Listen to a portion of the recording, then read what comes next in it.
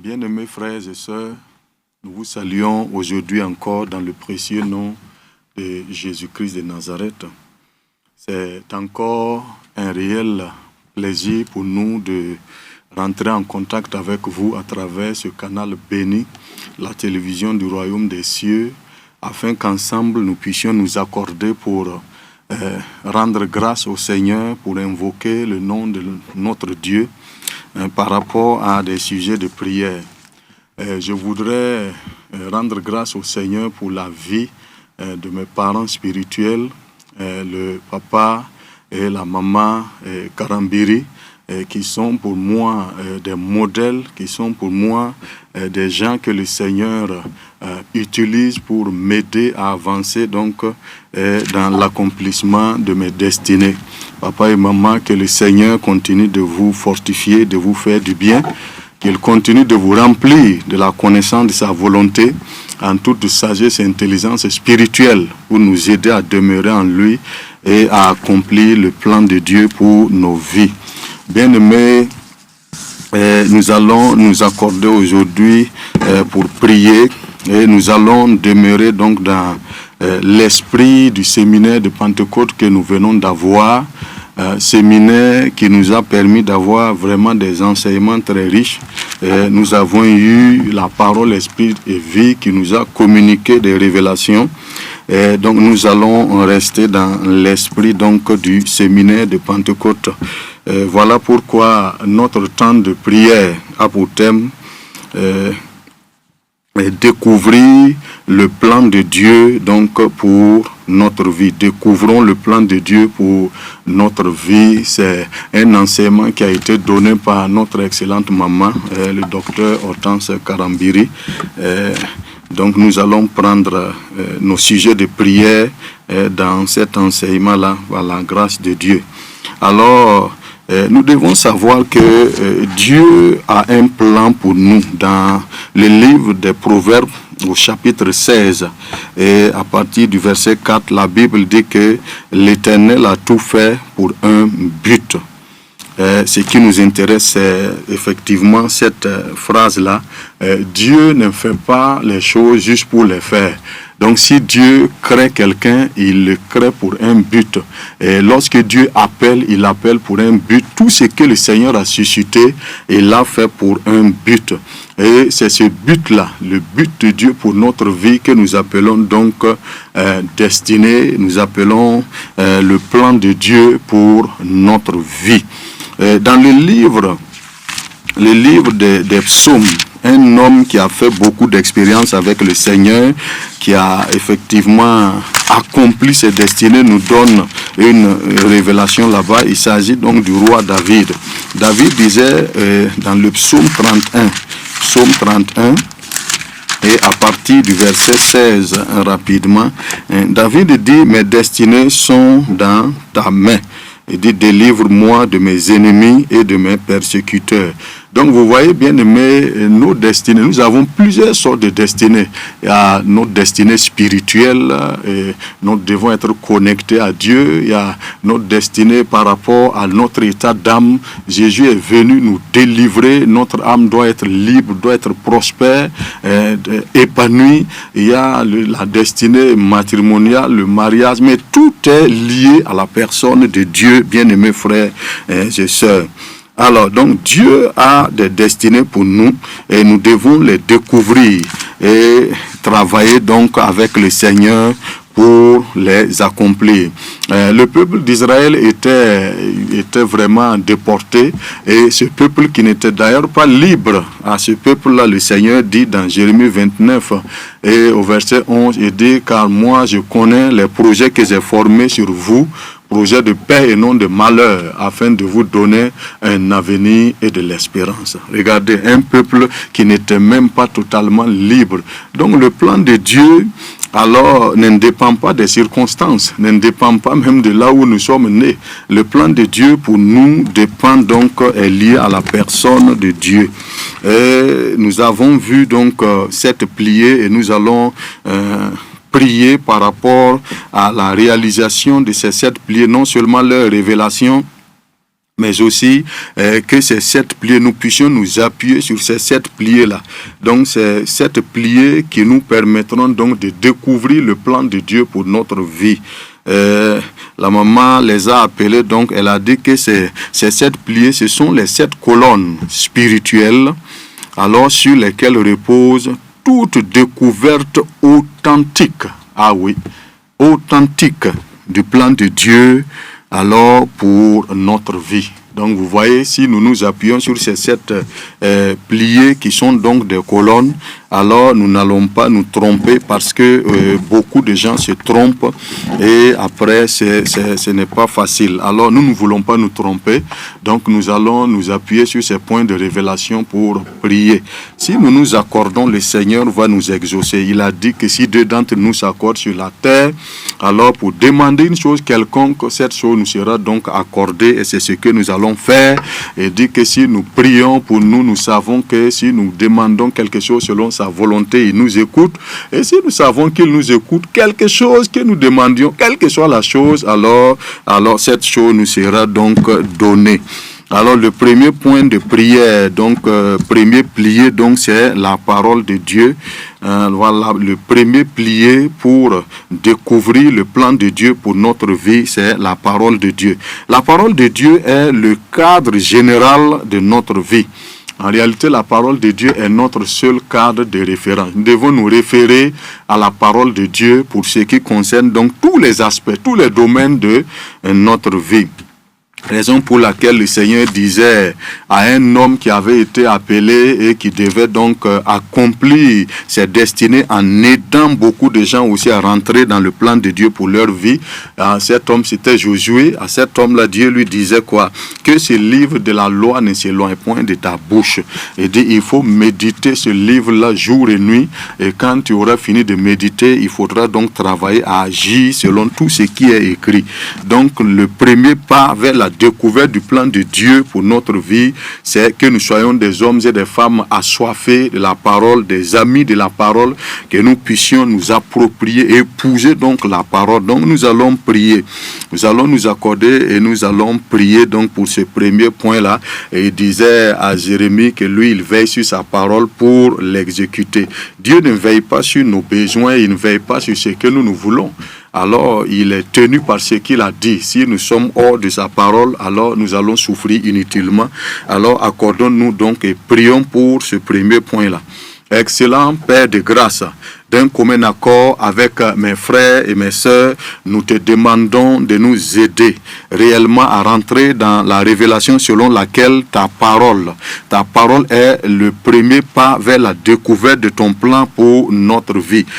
Ta parole dit que toi-même tu es la parole dans Jean chapitre 1, alors tu es la parole, nous ne pouvons pas te connaître sans ta parole, nous ne pouvons pas connaître ta volonté sans ta parole, nous ne pouvons même pas nous connaître nous-mêmes sans la parole, ni connaître l'ennemi sans ta parole. Alors, excellent Père de grâce, nous te demandons alors de nous aider. Aide l'Église, corps de Christ à travers le monde entier à s'appuyer sur ta parole au nom de Jésus-Christ de Nazareth. Ta parole ne revient pas à toi sans effet. Que toute la gloire te revienne au nom de Jésus. Nous avons prié. Amen. Amen. Bien-aimés, alors, le deuxième pilier, c'est le Saint-Esprit. C'est une personne, la personne du Saint-Esprit. Vous savez, ceux qui mettent le Saint-Esprit avant la parole sont le plus souvent ceux qui amènent les confusions dans l'Église. Quand vous ne connaissez pas la parole de Dieu et vous voulez connaître Dieu par des rêves, vous voulez le connaître comme ça, c'est très dangereux, bien-aimés frères et sœurs. Ceux qui opèrent par des dons, mais qui n'ont pas vraiment un appui sur la parole. Alors, nous allons prier afin que nous puissions nous laisser conduire par le Saint-Esprit à travers la parole de Dieu, que nous puissions avoir la révélation que le Saint-Esprit, ce n'est pas une onction, ce n'est pas une force impersonnelle, mais c'est une personne avec une volonté. Alors nous allons nous accorder, c'est une personne que nous pouvons attrister, c'est une personne, nous pouvons même éteindre ses actions dans nos vies. Bien-aimés, accordons-nous et prions ensemble au nom de Jésus-Christ de Nazareth. Excellent Père de grâce, d'un commun accord, nous prions pour ce deuxième pilier qui est la personne du Saint-Esprit. Si nous connaissons ta parole, alors facilement donc le Saint-Esprit peut nous conduire. À que nous puissions réaliser que tu nous as donné la personne du Saint-Esprit qui demeure en nous, et le Saint-Esprit est donc le révélateur des desseins de Dieu pour notre vie. Que toute la gloire te revienne, que la louange te soit rendue, que la magnificence, l'honneur te soit rendu au nom puissant de Jésus-Christ de Nazareth. Nous avons prié. Amen, amen. Rapidement, nous lisons dans 1 Corinthiens chapitre 2, à partir du verset 9. Bien-aimés frères et sœurs, nous devons véritablement développer notre intimité avec le glorieux Saint-Esprit. Il est écrit là-bas, il dit, mais comme il est écrit, ce sont des choses que l'œil n'a point vues, que l'oreille n'a point entendues et qui ne sont point montées au cœur de l'homme. Il dit des choses que Dieu a préparées pour ceux qui l'aiment. Verset 10, il dit Dieu nous les a révélées par l'Esprit. Car l'Esprit sonde tout, même les profondeurs de Dieu. Verset 11, il dit, lequel des hommes, en effet, connaît les choses de l'homme, si ce n'est l'Esprit de l'homme qui est en lui. Il dit, de même, personne ne connaît les choses de Dieu, si ce n'est l'Esprit de Dieu. Il dit, oh, nous n'avons pas reçu rapidement l'Esprit du monde, mais l'Esprit qui vient de Dieu, afin que nous connaissions les choses que Dieu nous a données par l'Esprit. Alors, donc, nous allons prier pour le troisième point qui est l'intimité avec Dieu, avec le Saint-Esprit, la pratique du lieu secret selon Matthieu 6, nous devons avoir un lieu secret où nous communions avec le Seigneur, où nous passons du temps avec le Seigneur, afin que le Seigneur puisse véritablement se révéler lui-même à nous et qu'il puisse donc nous révéler alors nos destinées. Prions au nom de Jésus. Excellent Père de grâce, nous prions dans le nom de Jésus-Christ pour ce troisième point, ce troisième pilier qui est l'intimité avec le glorieux Saint-Esprit, la pratique du lieu secret où nous demeurons dans ta présence, où nous communions avec toi. Nous prions dans le nom de Jésus-Christ de Nazareth que l'Église, corps de Christ, à travers le monde entier puisse prendre ce plier très très au sérieux, que nous puissions avoir la révélation que sans toi nous ne pouvons pas rien faire, nous ne pouvons pas découvrir ton plan pour notre vie, et que nous puissions chacun avoir un lieu secret, que nous puissions pratiquer donc le lieu secret dans le nom puissant de Jésus-Christ de Nazareth. Sois béni et sois loué, sois exalté au nom puissant de Jésus. Nous avons prié. Amen, amen. Dans Matthieu chapitre 6, bien-aimés frères et sœurs, alors nous sommes en train de prier selon la volonté de Dieu, et c'est sûr que alors nous sommes en train aussi d'être exaucés. En Matthieu 6 et au verset 6, il dit, mais quand tu pries, entre dans ta chambre, ferme ta porte et prie ton Père qui est là dans le lieu secret. Alors nous allons prier. Il dit, et ton Père qui voit dans le secret te le rendra. Nous allons prier parce que le mot Père ici veut dire source. Nous allons prier. Le Seigneur nous donne la révélation que Dieu n'est pas simplement un Dieu pour nous, il est notre Père et il est la source de notre destinée. Alors que nous sommes dans le lieu secret, que nous puissions avoir cette révélation, que nous puissions nous attendre à lui. Dieu est notre source. Notre source n'est pas matérielle, n'est pas naturelle. Ce n'est pas une personne. Une personne est juste un instrument, est un moyen. Dieu est la source. Nous allons prier. Excellent Père de grâce, nous prions alors que cette révélation nous soit puissamment communiquée, que les hommes sont des canaux, les hommes sont des instruments, les hommes peuvent passer, mais toi, l'Éternel, tu es notre Père. Autrement dit, tu es notre source. Vraiment la source de nos destinées, la source donc des plans merveilleux pour l'Église du corps de Christ. C'est toi la source de notre consolation. Tu es la source du succès, la source de la prospérité de l'Église. Accorde-nous de ne pas errer ça et là, mais de réaliser que tu es là dans le lieu secret et que c'est toi notre source. Notre source n'est jamais loin de nous, car toi, tu es toujours avec nous, Seigneur. Sois béni, sois loué, sois élevé, Seigneur. Sois exalté au nom puissant de Jésus. Nous avons prié. Amen. Amen, amen. Bien-aimés frères et sœurs, c'est très important. Alors, nous devons avoir régulièrement cette intimité avec le Seigneur. Et dans l'enseignement, il nous a été dit que alors nous devons faire même du lieu secret, la pratique du lieu secret, une intention volontaire. Alléluia.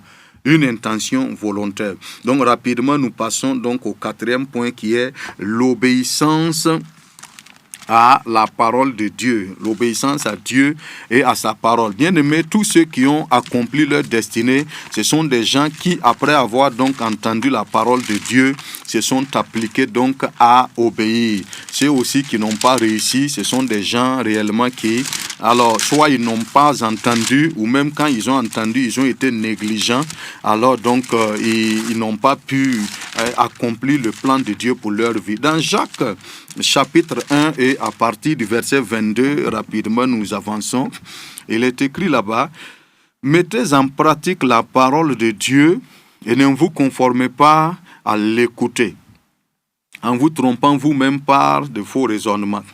Car, verset 23, car si quelqu'un écoute la parole et ne la met pas en pratique, il est semblable à un homme qui regarde dans un miroir son visage naturel et qui après donc s'être regardé s'en va et oublie aussitôt quel il était. Verset 25, maintenant il dit, mais c'est lui qui aura plongé les regards dans la loi parfaite, la loi de la liberté, et qui aura persévéré, n'étant pas un auditeur oublié, mais se mettant à l'œuvre, celui-là sera heureux dans son activité. Alors donc nous allons prier, alléluia. Que Dieu nous donne de persévérer dans la parole qu'il nous a donnée, quelles que soient les situations. Nous avons vu que c'est un combat que nous devons gagner.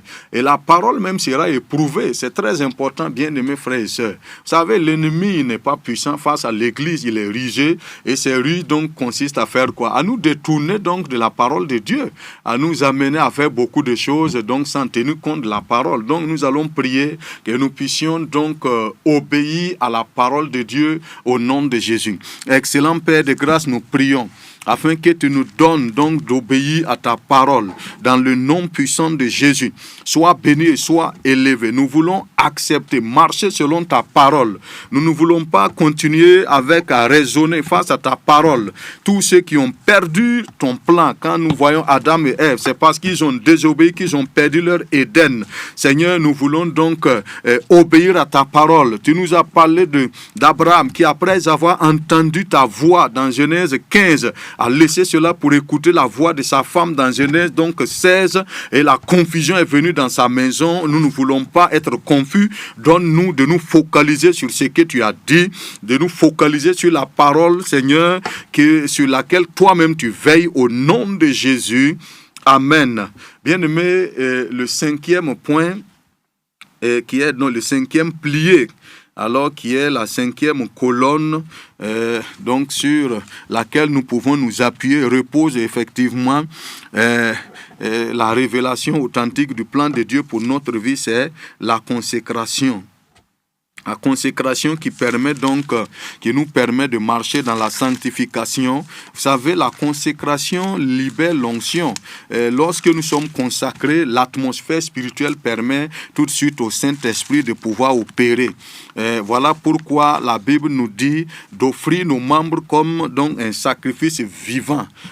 Et ça va donc nous permettre donc de découvrir le plan de Dieu pour notre vie, et la volonté de Dieu pour notre vie, ce qui est donc bon, ce qui est agréable et ce qui est parfait. Alors donc nous avons été enseignés. Les enfants sont attachés à ce qui est bon, les bonbons. Les jeunes gens, ce qui est agréable, les pères, ce qui est parfait. Et nous devons avancer ainsi. Nous allons prier pour une consécration totale du corps de Christ au Seigneur. Prions. Excellent Père de grâce, d'un commun accord, nous prions que tu nous aides, selon Romains chapitre 12, à offrir nos membres comme un sacrifice vivant au nom de Jésus-Christ de Nazareth, ce qui sera donc de notre part un culte raisonnable. Alors donne-nous de ne pas nous conformer au siècle présent dans le nom de Jésus, mais que nous soyons transformés par le renouvellement de notre intelligence, afin que nous puissions discerner quelle est ta volonté, quel est ton plan pour nous, dans le nom de Jésus, ce qui est bon, ce qui est agréable, ce qui est parfait. Père, que toute la gloire te soit rendue, que nous soyons consacrés dans le nom de Jésus.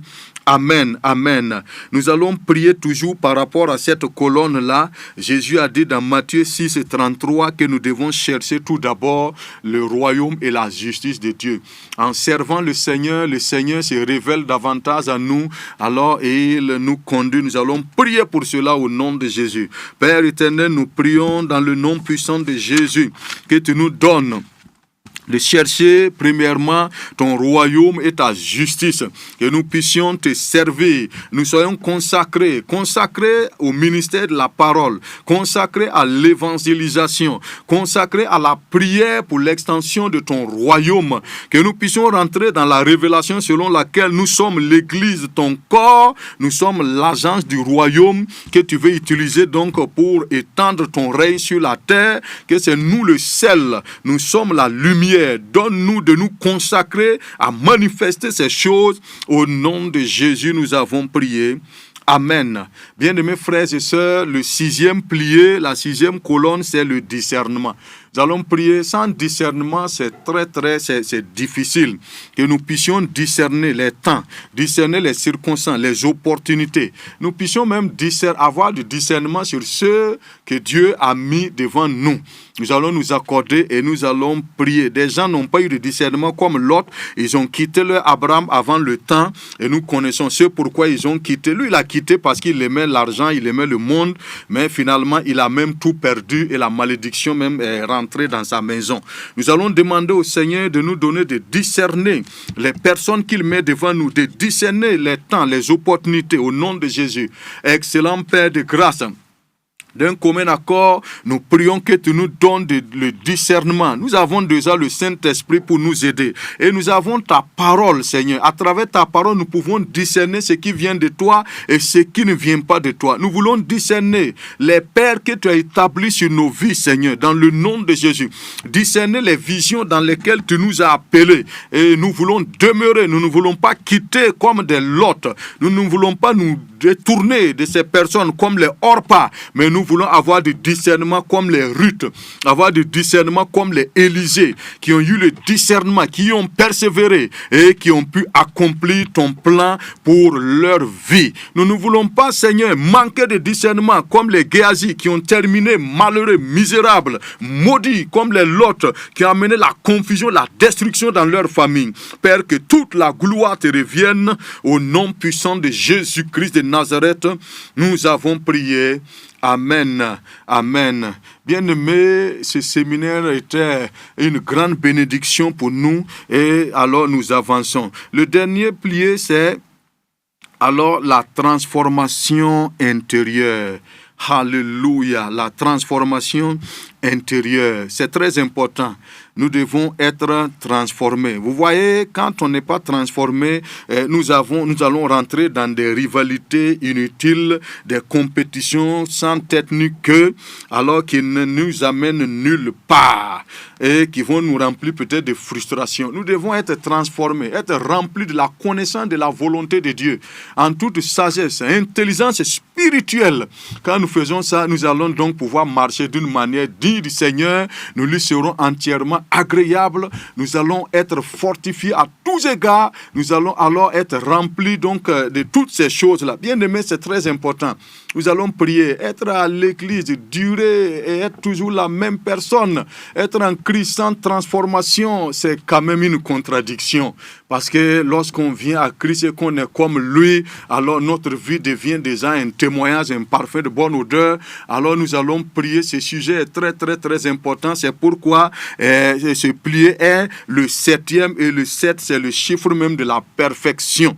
Alors nous allons prier au nom de Jésus. Excellent Père de grâce, nous ne voulons pas nous contenter d'être chrétiens ou de venir à l'église. Aide-nous Seigneur réellement à être transformés dans notre homme intérieur, à être accompli, rempli de ta parole, à nous identifier à la personne de Christ.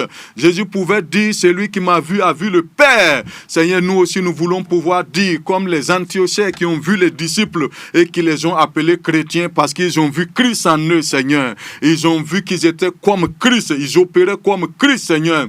Nous aussi nous voulons pouvoir dire cela, Seigneur. Celui qui m'a vu a vu le Père. Celui qui m'a vu a vu Christ. Celui qui a vu mon Père spirituel, Seigneur. Sois béni, sois loué, sois élevé, sois exalté. Seigneur, si nous passons la terre sans accomplir nos destinées, alors cela sera catastrophique. Alors aide-nous à être transformés, à être conduits par toi au nom de Jésus. Amen.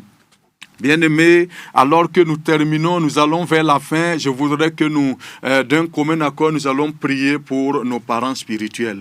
Que le Seigneur les fortifie, qu'il continue donc de les renouveler, de les restaurer au nom de Jésus. Excellent Père de grâce, te recommandons donc nos parents spirituels, le papa et la maman Karambiri. Continue de les restaurer, de les renouveler. C'est lui donc qui se confie à toi, renouvelle ses forces. Merci de renouveler leurs forces. Sois béni et sois loué. Au nom de Jésus, nous avons prié. Amen, amen, amen.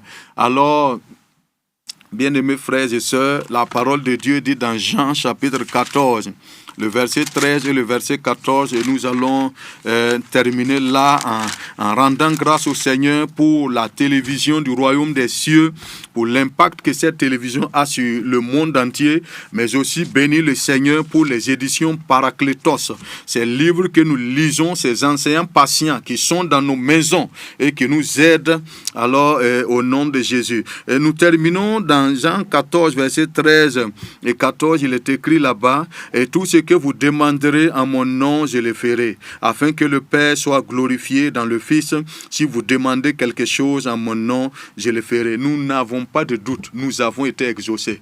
Rien ne peut empêcher cela. Rendons grâce à Dieu. Seigneur, nous savons que nous avons été exaucés. C'est pourquoi nous te bénissons et te rendons grâce de ce que tu nous exauces toujours au nom de Jésus. Que toute la gloire te revienne au nom de Jésus-Christ.